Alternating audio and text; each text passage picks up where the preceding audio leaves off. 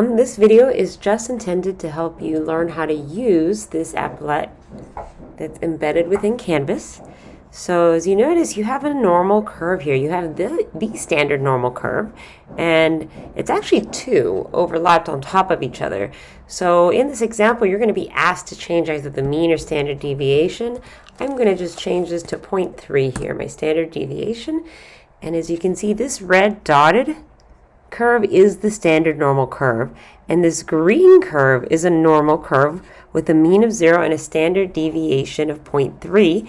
And I can't really see what's going on, so I can use this tool here to move the graphics view around.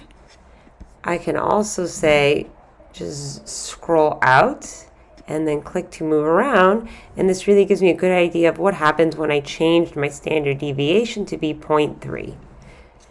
If you want to start over and reset the entire construction, you can hit this icon actually, but first I want to show you what happens when you hit undo. It undoes everything you do, so even the view. And then to reset the construction, so say you're here and you want to reset it, you hit this button and it should refresh it. There it is. I hope you find this video helpful, and I hope you find this applet helpful.